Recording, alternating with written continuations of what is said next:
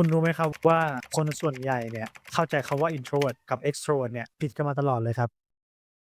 ทุกวันนี้นะครับเรามักเข้าใจว่า introvert คือแบบคนที่รับพลังงานจากการอยู่คนเดียวใช่ไหมส่วน extrovert เนี่ยคือรับพลังงานจากการเข้าสังคมซึ่งก็ต้องบอกว่านิยามเนี่ยพอใช้ได้นะครับแต่มันใช้กับกรณีส่วนใหญ่ไม่ได้แค่นั้นเองถ้าอยากได้ความหมายที่เป็นต้นฉบับจริงๆครับเราต้องย้อนกลับไปหาคนที่นิยามคำนี้และทำให้คำนี้เป็นทฤษฎีเชิงจิตวิทยาแบบเป็นระบบนั่นก็คือชาจุงครับ ใช่ครับเขาโผล่มาแทบทุกคลิปเลยใช่ไหมจุงบอกว่าความต่างของ introvert และ extrovert มันคือการให้น้ำหนักทางจิตต่ออ็อบเจกต์ครับอย่าเพิ่งงงนะครับเดี๋ยวผมอธิบายให้ว่าอ็อบเจกต์เนี่ยมันคืออะไรอ็อบเจกต์ในความหมายของจุงเนี่ยคืออะไรก็ตามที่อยู่นอกตัวเราและเป็นสิ่งที่จิตเราเนี่ยไปให้น้ำหนักมันอาจจะเป็นคนสัตว์สิ่งของเหตุการณ์สังคมหรือแม้แต่แนวคิดและความเห็นของคนอื่นก็ได้ทีนี้กลับมาที่นิยามของจุงที่เราพูดกันก่อนหน้านี้ว่า ความต่างของ introvert กับ extrovert คือการให้น้ำหนักทางจิตต่ออ็อบเจกต์ถ้าจะสรุปง่ายๆเนี่ยคือ extrovert คือคนที่โดยทั่วไปโลกภายนอกเนี่ยมีน้ำหนักมากกว่าโลกภายในเช่นว่าคนอื่นคิดยังไงมาตรฐานสังคมเป็นยังไง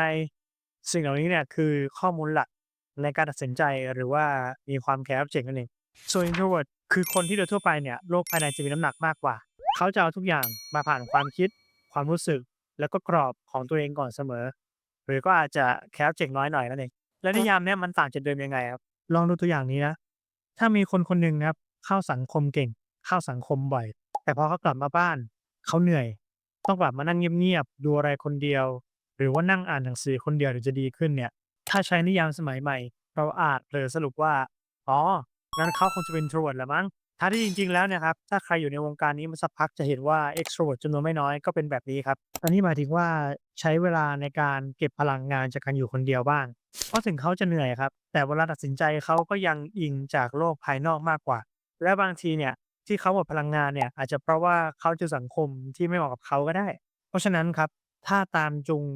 คำถามจะไม่ใช่ว่าเขาเติมพลังงานยังไงแต่เขาจะอิงอะไรในการตัดสินใจ